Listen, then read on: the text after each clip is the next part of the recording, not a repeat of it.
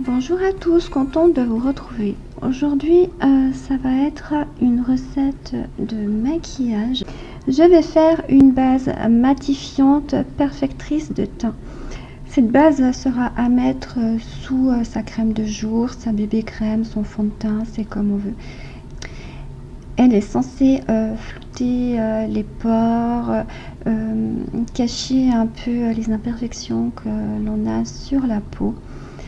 Il en existe déjà pas mal dans le commerce. Moi personnellement j'en ai jamais essayé. C'est pour ça que je suis curieuse de voir le résultat de cette base de teint.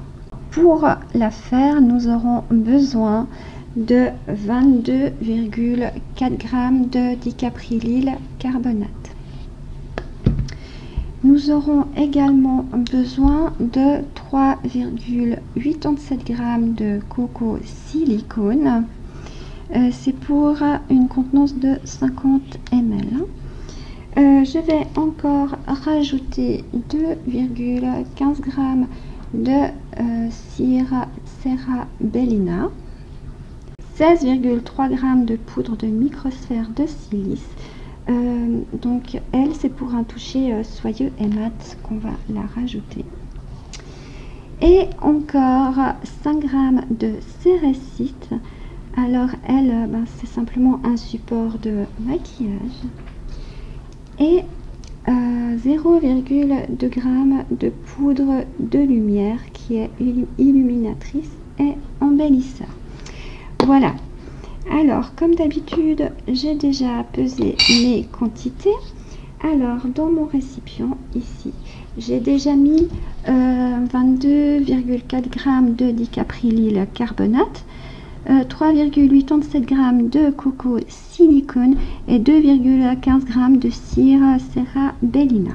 Je vais mettre tout ça à chauffer au bain-marie. Et dans mon pot, là, j'ai déjà mis 16,3 g de microsphère de silice, 5 g de cérécite et 0,2 g de poudre de lumière. Alors voilà, pendant que ici ça fond, je vais quand même mélanger mes poudres pour que au moins elles soient bien mélangées entre elles. Et je vais laisser fondre ma cire au bain-marie et je vous retrouve pour la suite de la recette après. Ma cire est fondue, tout est devenu liquide. Alors maintenant, il faut que j'ajoute mes poudres à ce liquide, mais tout en le laissant au bain-marie. Alors, c'est ce que je vais faire, mais ouais, je vais faire tout en fouettant quand même. Je vais faire petit à petit, je pense que c'est mieux.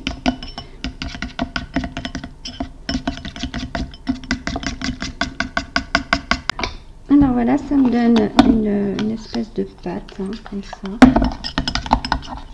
Voilà.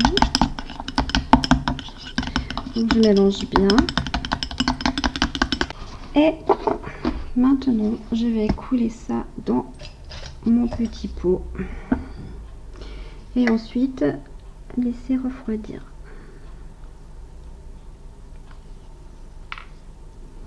Donc c'est un pot de 50 ml. Une fois que je l'ai versé, ça me donne ça. Et je vais laisser refroidir et je reviendrai vous donner des nouvelles dès que la prépa sera complètement froide. Alors à tout à l'heure. Notre base matifiante a pris, donc a durci. Ça donne une texture très bizarre. Parce qu'en fait, bon, c'est dur, mais c'est pas difficile à avoir. Quand on prend, ça nous fait une espèce, je sais pas si vous voyez, ça nous fait une espèce de petite pellicule blanche sur la main. Et lorsque l'on étale sur la main, à peine étalé, c'est pénétré, on sent plus rien. On sent rien. Même quand on passe le doigt comme ça, on sent rien. Par contre, la peau est méga douce. Ça fait une espèce de... je sais pas, un espèce de film velouté sur la peau. C'est vraiment, je sais pas, moi je trouve que c'est un effet assez magique. Maintenant je vais l'essayer pour me maquiller, voir ce que ça donne sous un fond de teint. Et de toute façon, je vous en donnerai des nouvelles à la fin du mois. Mais je trouve que cette recette, que cette base est vraiment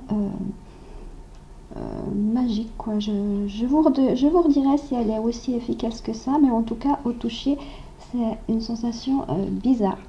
Alors, je vous donnerai des nouvelles à la fin du mois. Et en attendant, je vous dis bye bye!